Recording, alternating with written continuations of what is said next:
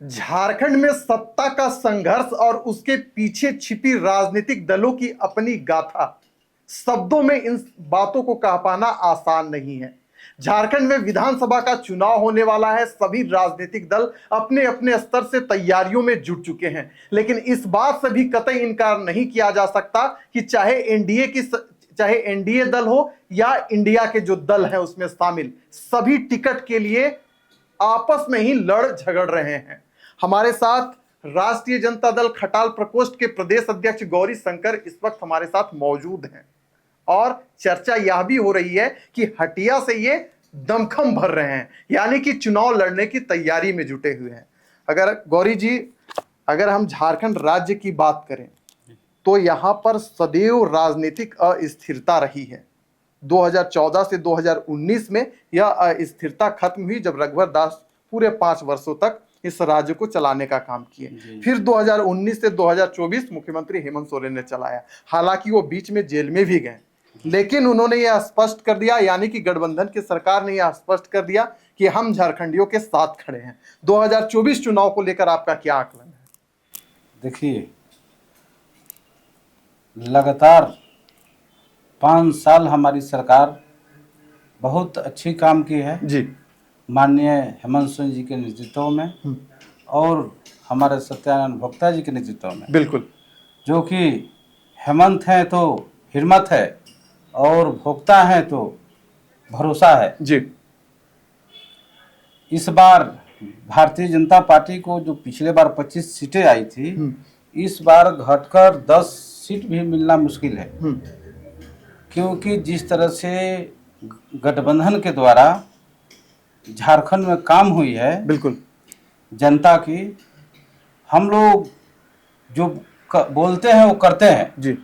Bharatiya Janata party के लोग सिर्फ झूठ बोलते हैं, झूठ का फैक्ट्री है, झूठ को उत्पादन करते हैं और बाजार में छिटते हैं।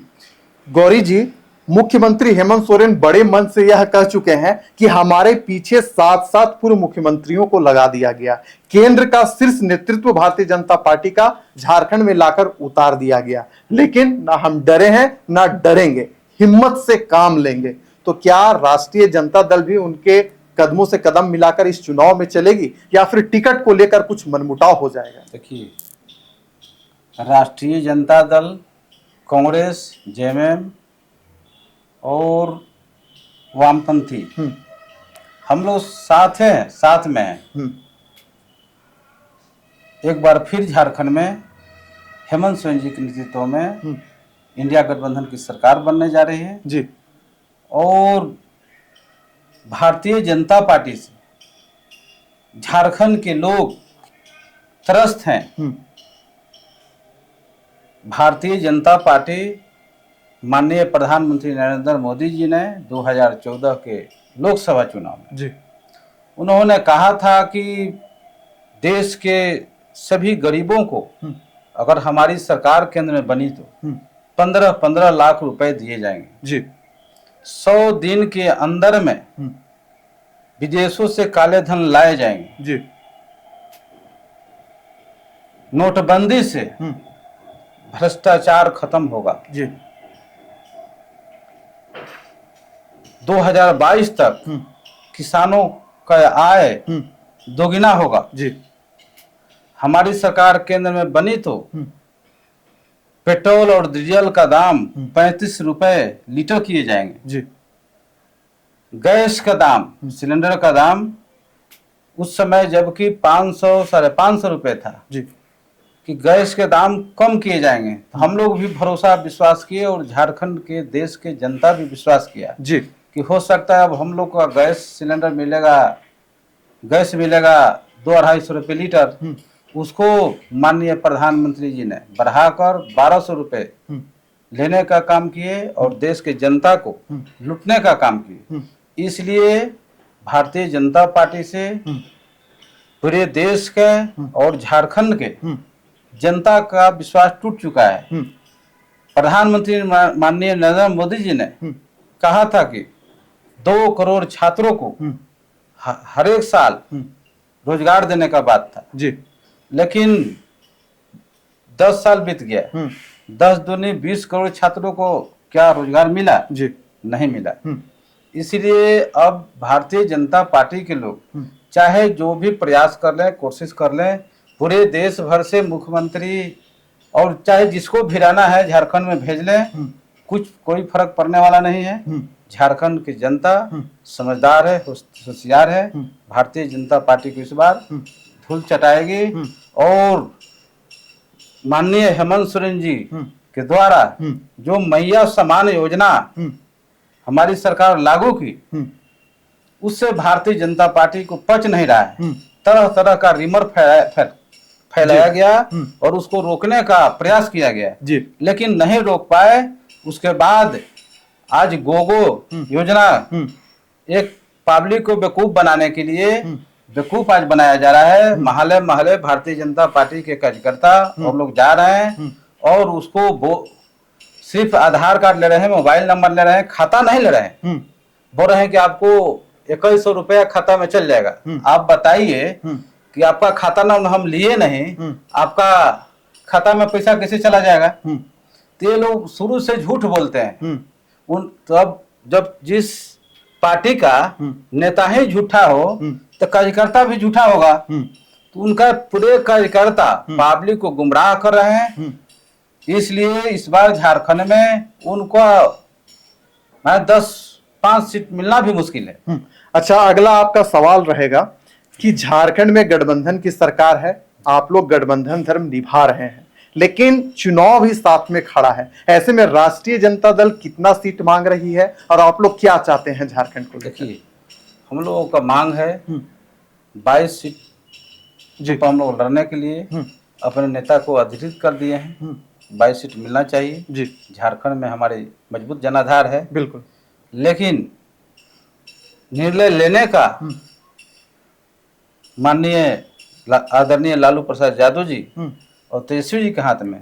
जो हम लोगों को वहां से आदेश होगा, निर्णय होगा, उस आदेश को हम लोग मानेंगे। अंतिम प्रश्न आपसे रहेगा कि हटिया में पूरा नाम चल रहा है कि हटिया में अब की बार गौरी शंकर यादव जी, कितनी सच्चाई है? अगर आपको मिलता है टिकट तो हटिया वासियों के लिए आगे आप क्या करेंगे?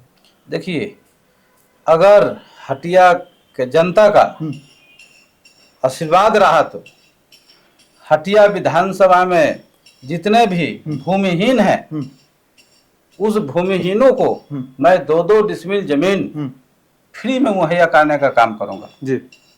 और मेरा प्रयास रहेगा कि झारखंड में जिस तरह से सीएनटी एसपीटी लगा हुआ है, समय के अनुसार 1908 में लगा था सीएनटी एसपीटी, समय के अनुसार अच्छा था, उस समय अंग्रेज के शासन था।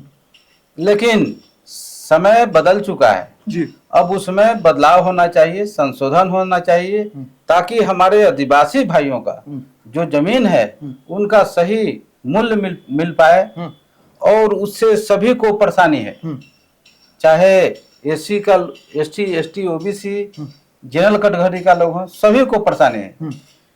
रेट एक होना चाहिए जिस तरह से सरकार लेती है, चाहे एसटी हो, ओबीसी हो, जनरल का जमीन हो, एक रेट में अधिग्रहण करती है। उसी टाइप से सीएनटी फ्री हो। मेरा प्रयास रहेगा कि झारखंड में सीएनटी फ्री हो, कम से कम पूरा जमीन का ना फ्री हो तो रिंग रोड के 15 किलोमीटर बाहर के दायरे में सीएनटी फ्री होना चाहिए। ये भी मेरा प्रयास रहेगा।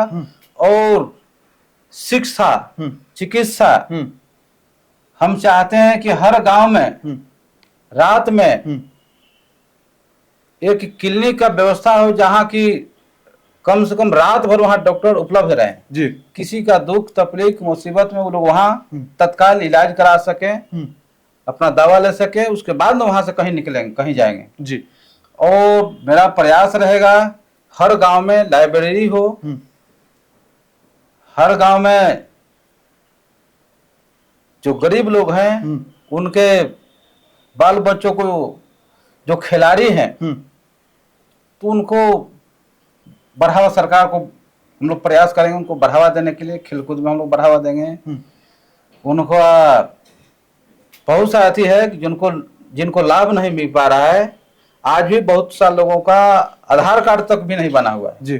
हम लोग प्रयास करेंगे कि उनको भी सरकारी हम लोग लाभ दिलाएं। जब तक आधार कार्ड नहीं बनेगा तब तक सरकारी लाभ नहीं मिल सकता है। जो सबसे निचले स्तर के लोग हैं, जिनको कुछ समझ में नहीं आता है, उनका आज तक आधार कार्ड तक भी नहीं है जी। तो लाल कार्ड कैसे बनेगा और सरकारी लाभ नहीं मिल पा रहा है। उसको हम प्रयास करेंगे लाभ दिलाने के लिए। और जितने हमारे विकलांग भाई हैं, विकलांगता सर्टिफिकेट मेरा प्रयास रहेगा उनको एक कोई छूटे नहीं। जो विधवा महिला हैं उनका विधवा पेंशन सभी को मिलना चाहिए, बहुत सारे को नहीं मिल पा रहा है। यही सब हमारा प्रयास रहेगा। वृद्धा पेंशन है, विधवा पेंशन है, जिनका लाल कार्ड नहीं बना हुआ है सभी को बनाने का। आज हटिया विधानसभा में लगातार 3 टर्न से माननीय नवीन जायसवाल जी विधायक रहे, लेकिन विधायक रहते हुए आज जमुना नगर का आप रोड देख लीजिए, बद से बदतर है। चंदा घासी, खेतू से चंदा घासी जाने वाली रोड जी बहुत खराब है। उस पर धान भी रोप दीजिएगा तो धान सब फसल बढ़िया होगा जी। हटिया से ओबरिया जाने वाला रोड मोटरसाइकिल से भी आप नहीं जा सकते हैं जी। ऐसे रातों में भी है, नगरी में भी है, बरसा में भी है, तिगरा में भी है, कोलाम्बी में भी है। बहुत सारे जगहों पर हटिया विधानसभा का स्थिति बद से बदतर है जी। अब हटिया विधानसभा के लोग ठान लिए हैं कि हटिया विधानसभा में बदलाव होना चाहिए। जी। चलिए, तो ये थे हमारे साथ राष्ट्रीय जनता दल के नेता गौरी शंकर यादव, जिन्होंने राष्ट्रीय जनता दल का पक्ष रखा इस विधानसभा चुनाव में। अब देखने वाली बात है कि गठबंधन के तहत राष्ट्रीय जनता दल को कितनी सीटें मिलती है और इस बार के चुनाव में राष्ट्रीय जनता दल के पास अपना क्या एजेंडा होगा। फिलहाल दीजिए हमें इजाजत।